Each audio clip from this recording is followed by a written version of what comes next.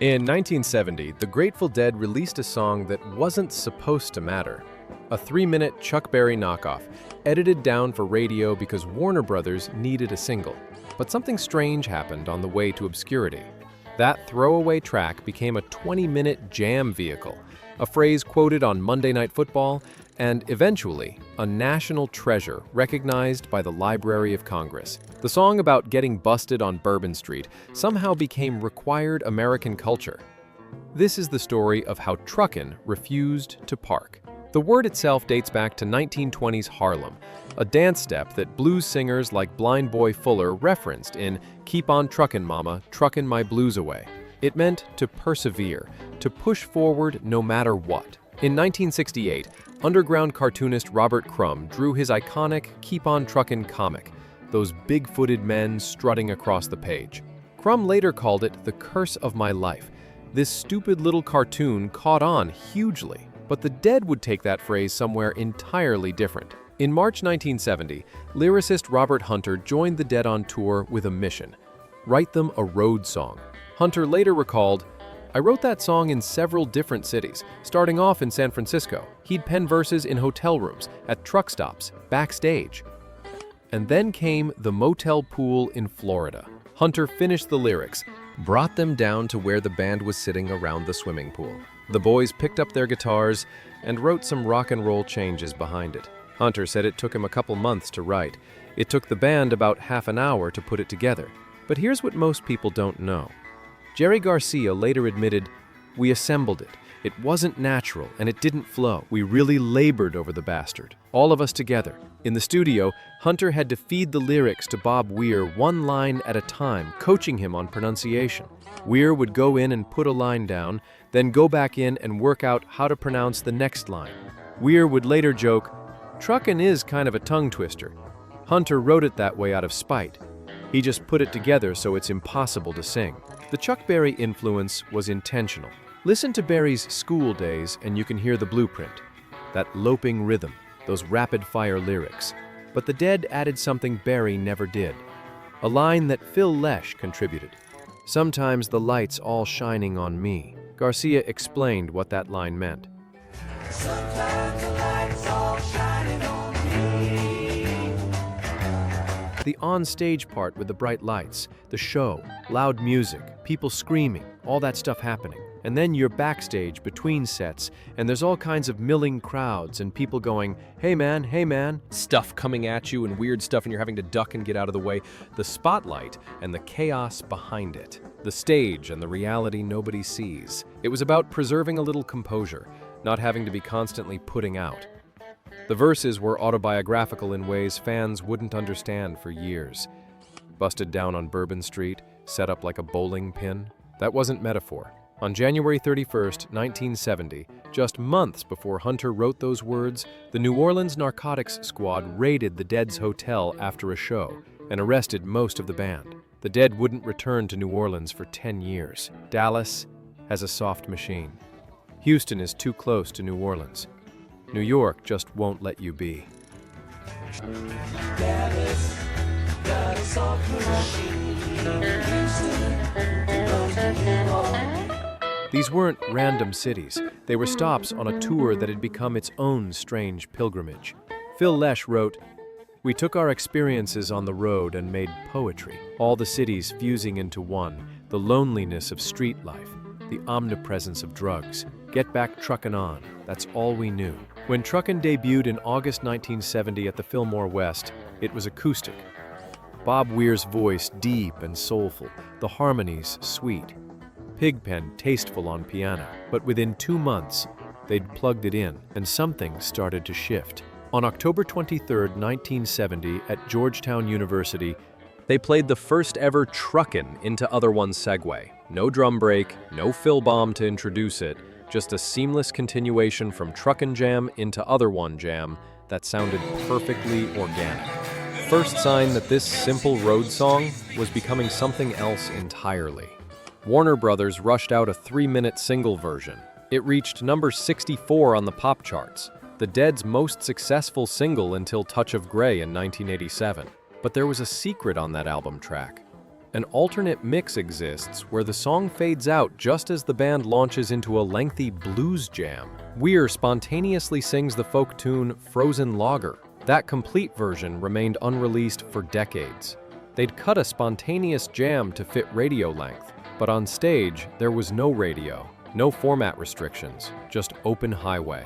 1972 was the year Truckin exploded. The tempo picked up, the ending jams became torrential. On March 26th, at the Academy of Music in New York, Truckin finally broke out in the first huge jam, 17 minutes of jazzy improvisation before the drum break. During the Europe 72 tour, versions routinely hit 20 minutes. The May 26th Lyceum show in London featured an amazing, intense jam that made it onto the Europe 72 album. But what was actually happening musically? The band was discovering that Truckin's simple E minor pentatonic groove could become a blank canvas. Keith Godshow's piano added jazz voicings that weren't in the original. Phil Lesh started introducing ascending bass lines that pushed the band into modal territory. Garcia's leads got longer, more exploratory, less tied to the song structure. The song was mutating in real time. But here's what changed the song forever: a blues standard called Nobody's Fault But Mine. The Dead had played it a couple times in 1970, then dropped it. In fall 72, the Nobody's Jam became a standard follower to the Truckin' Jam, sometimes with lyrics, sometimes not. That minor blues riff fit perfectly with Truckin's key, and from there into some of the Dead's biggest jams: Dark Star, Eyes of the World, Mind Left Body, Spanish jams, pretty much all their best stuff. David Lemieux, the Dead's archivist, explained what happened. It went from an opener to the jam table setter, a gateway into anything: Dark Star, Eyes, even Morning Dew. On September 30th, 1972, at American University in Washington, D.C., they played a 16-minute Truckin' Into Other One sequence with no vocal reprise, just an eerie, freeform jam culminating in a Phil Lesh bass bomb. Fans note this as a turning point, where Truckin' became a launchpad for deep space. The song had stopped being a song. It had become architecture. By 1973, Truckin' had found its home in the second set. Most commonly, it came out of He's Gone and went into Other One, but the Dead were experimenting with all kinds of pairings. On February 9th at Stanford, Truckin' led into the first ever Eyes of the World, followed by the first ever China Doll. On March 16th at Nassau Coliseum, it emerged out of Dark Star and led into Morning Dew. On March 24th in Philadelphia, a huge He's Gone into Truckin' into Spanish Jam into Dark Star sequence showed just how far the song could stretch. The song had become a crossroads, a place where the Dead could go anywhere. 1974 saw the fieriest Truck-splosions. That's what fans called the crescendo, the moment where the big rig gets to the top of the hill and starts to roll down the other side. On June 16th in Des Moines, a very special jam followed Truckin', containing Nobody's Fault and Mind Left Body themes. Phil Lesh carried it to wicked heights, and Garcia absolutely shredded with his fuzz tone. Jaw-dropping stuff, one of 74's finest moments. On June 26th in Providence, the post-Truckin' Jam was so unique, it sounded like Miles Davis could step up to the mic. Could have been a track from On the Corner. The rhythm section kept a choppy, funky groove, while Garcia played sustained, bluesy lines over the top. It wasn't rock anymore. It was jazz fusion, happening live in front of 5,000 people. The Dead were incorporating modal explorations that had nothing to do with the original 3-minute single. Truckin' had become a launchpad into uncharted territory. On August 5th in Philadelphia, one of the all-time great Truck-splosions happened. The crescendo was ferocious, followed by a sick Nobody's Jam that quickly evolved into an Other One space. Great energy that spawned a huge 30-minute jam suite ending in Stella Blue. This was peak Dead, the moment when their improvisational skills were at their absolute height, and Truckin' was the doorway that got them there. But while the jams were getting longer and more complex, something else was happening. The song's chorus was escaping. What a long, strange trip it's been. 7 words that somehow captured everything. Not just the Dead's journey, but something universal about American life. Sportscaster Howard Cosell started quoting it on Monday Night Football in the 70s. It appeared on graduation cards, retirement speeches, wedding toasts, on corporate slideshows at tech companies. The phrase had entered the cultural psyche in a way few song lyrics ever do. It became shorthand for any long, unexpected journey. A religion scholar wrote that the song created a sacred geography, mapping the dead's journey through America. The verses became waypoints in a larger pilgrimage, cities that deadheads would visit, stories they would reference, a shared mythology. Mickey Hart said it was autobiographical. We told our story in song. The words were powerful. They were depicting real events in real people's lives, and they became part of the fabric, part of the history of our day. Robert Hunter had an idea early on. He thought they could keep adding verses to Truckin over the years, making it a living song that evolved with the band. But as Hunter later admitted, the funny thing is, once you get it down, it is down. You don't go back. You don't revisit it. He even wrote a new verse about cops at Lindley Meadow, about not being able to play in the park.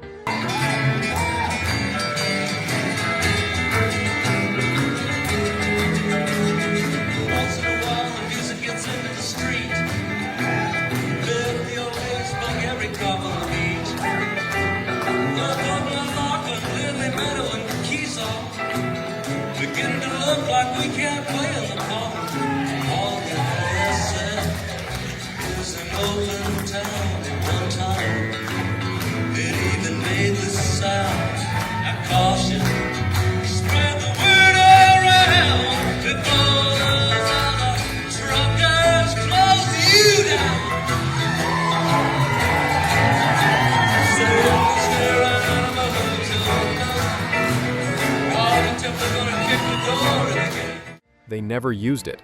The song had become fixed, a cultural artifact that people needed to stay the same. After the band's hiatus in the mid-70s, Truckin returned in a different form. Shorter, more concise, often serving as a late-set sing-along. But the song's cultural weight only grew. In 1997, the U.S. Library of Congress selected Truckin for its National Recording Registry. They called it a national treasure. The song about getting busted and being set up like a bowling pin had become official American culture. That same year, the documentary Classic Albums Anthem to Beauty aired, revealing studio outtakes and interviews. Bob Weir talked about the romance of being a young man on the road in America. It was a rite of passage, and at the same time, it was the material that you drew from to write about. This song brings everyone together. Even people who don't like the Dead know the chorus. Garcia had his own theory. The ideas in it are right on. It reflects the pace and flow of things happening around you. Maybe that's the answer. Truckin' works because it's true. Not metaphorically true, actually true. They really got busted on Bourbon Street. They really were trucking up to Buffalo, living out of motel rooms, facing the bright lights and the weird backstage chaos. And when they stretched that 3-minute song into a 20-minute journey, they were doing what they did best, taking something simple and finding infinity inside it. In 2022, 52 years after its release, the Dead released the Tivoli Concert Hall performance from April 17, 1972. It garnered 77,000 YouTube views, new generations discovering that crescendo, that truck-splosion, that moment where the song stops being about the road and starts being about the journey itself. The road keeps moving. You get knocked down on Bourbon Street, you get back trucking on. You get busted, you keep going. Sometimes the light's all shining on you, sometimes it's not. Either way, the trip continues. 50-plus years later, people still quote that chorus without knowing where it came from. What a long, strange trip it's been appears in retirement speeches and wedding toasts and eulogies. Most people have no idea they're quoting a song about drug busts and motel pools and the chaos of life on tour. They just know it's true. The trip is long. The trip is strange. And somehow, we're all truckin' together. That's how a throwaway Chuck Berry knockoff refused to park. It became the highway itself. Not the destination, just the endless, beautiful, strange road forward. And everyone who's ever felt like they're just trying to keep moving, to get back truckin' on despite everything. They hear themselves in those 7 words. What a long, strange trip it's been. What a long, strange trip it continues to be.